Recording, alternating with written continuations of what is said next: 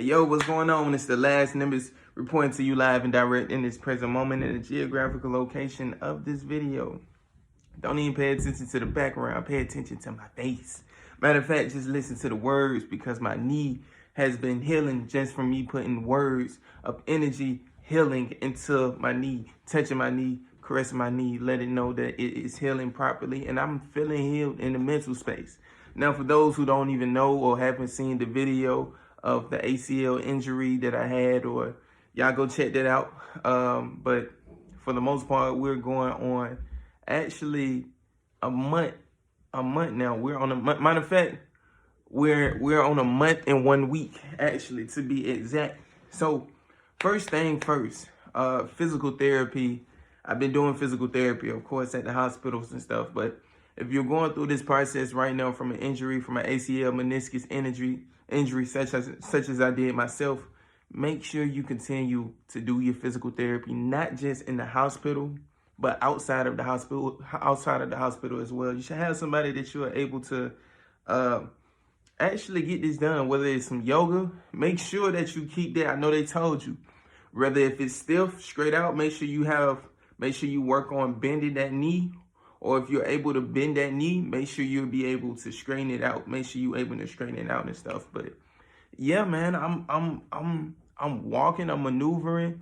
So with the brace as well, make sure you keep that fucking brace on. It's gonna come in clutch. It's gonna come in handy. Yeah, you can walk around the house. I know how it is. You walk around the house. After a while, after you start feeling more healed, you feel like, oh, I don't need the brace. No, make sure you, every time you leave the house, make sure you have that brace on. Really in the house too, but I know how it is, especially when it's sleeping with the brace. Sometimes it may feel uncomfortable, but when you go outside for sure, make sure you have that brace on, okay? But they prescribed me for the medicine, Percocets and oxycodone. Yes, the medicine has been real strong, especially after surgery. They gave me more actually than they did before surgery, as in when I went in when it first happened. But for the most part, make sure you don't rely and get addicted to these drugs. Well, they are drugs. Yeah, make sure you don't get addicted to these drugs.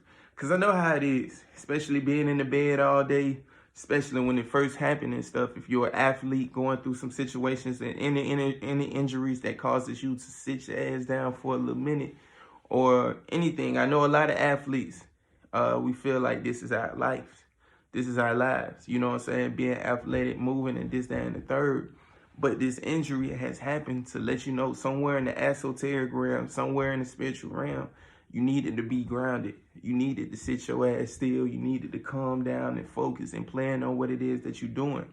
For some of us, hooping and blah, blah, blah, blase, blase, whether you playing football, whether you playing soccer, tennis, whatever it is, cross, you know what I'm saying? That may not actually be your life purpose. It may be, but for the most part, make sure you sit down and work on yourself. Make sure you plan this stuff out and make sure you actually have a better way of going in your life. Make sure your finances is right.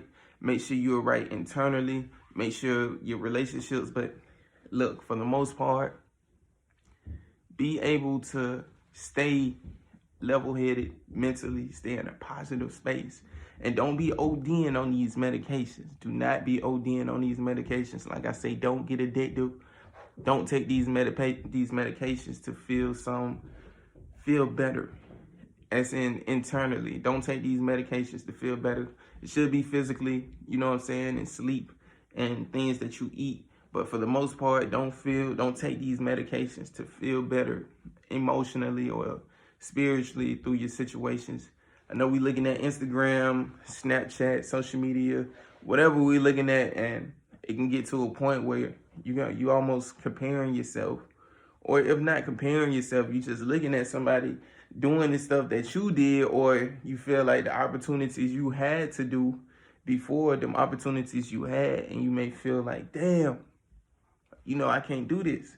I'm in the bed, You may try to rush the process. You may try to do something and messing up your whole trajectory of healing, messing up the whole thing. You know what I'm saying? So take your time, be easy. If you are having troubles, if you're working on bending that knee, one thing I have learned is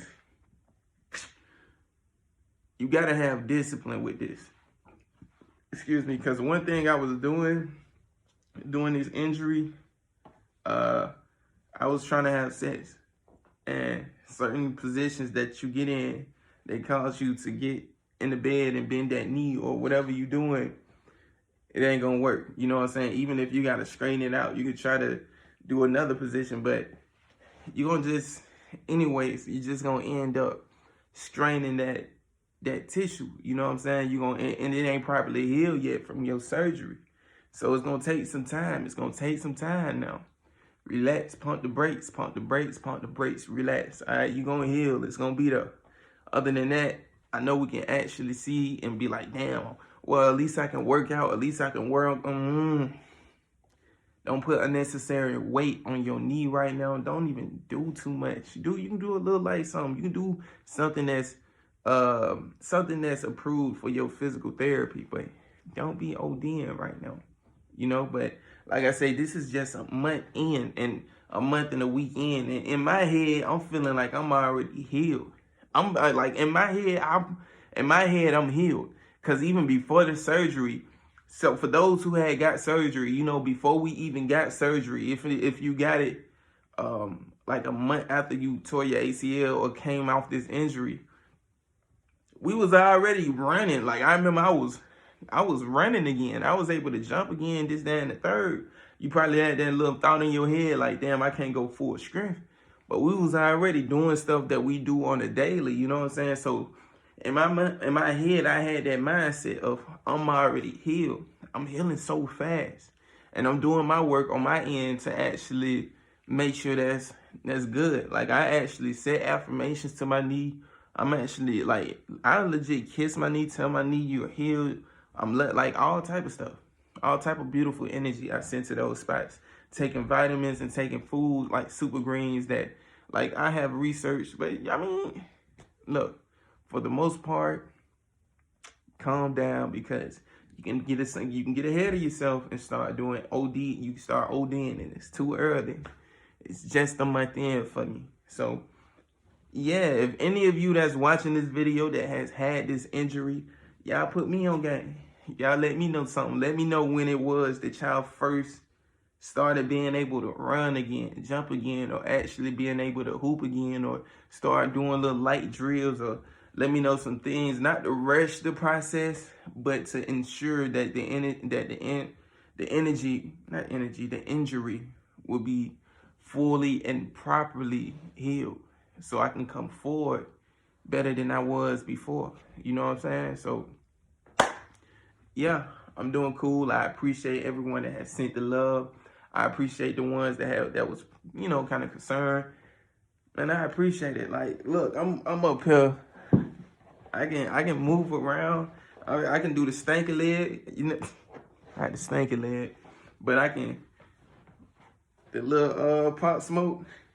I can do that, but I can do some more stuff too. But I ain't about to get into all that. That's not the point of the video. The point of this message is just basically have discipline, have patience with yourself, have patience with yourself, have patience with yourself, and stay consistent. Stay consistent. Continue to execute. All right. So make sure you also set up ways for you to make money. I know sitting at the house, we looking like, damn, I need some money. I need some income. Make sure you set up some little side hustles when you ain't got to do too much. If you can work from home, make sure you do that. But for the most part, have some income coming in. Don't do too much. I know as far as food, like I was spending my money on food a lot. And me being on bed rest, that's one of the things that I was doing a lot. Like shit, I was eating probably a good 4 times a day. I was eating a good 4 times a day. And actually, before I had surgery and before I even had the injury, like my weight increased. So before I had surgery, I think I was like 199, I'd say. So as I went back to go get surgery And this is before I had surgery, not afterwards. This is right before I had surgery. They put me on the scale. I am 228 right now. I am 228. Yes. Yes, I am 228. I'm at the perfect state where it's like I don't want to get bigger. This is the beautiful state to be at. Now all I gotta do is just put some muscle to it and tone it up. But like I said again, I'm not doing too much. So make sure you be aware of your diet. Make sure you're aware of your eating habits, and don't be eating out of depression. I wasn't eating. I was legit eating. It wasn't shit else to do. I wasn't really in the mind state of like sadness and shit, but it's like I'm just sitting here chilling all day. But excuse me. But for the most part, yeah, it's the last Nimbus reporting to you live. Make sure y'all comment those comments down below on what it is that I can do or what it is that it helps you on. Let me know something, because I'm healing just like y'all, all right? But it is the last Nimbus reporting to you live and direct in this present.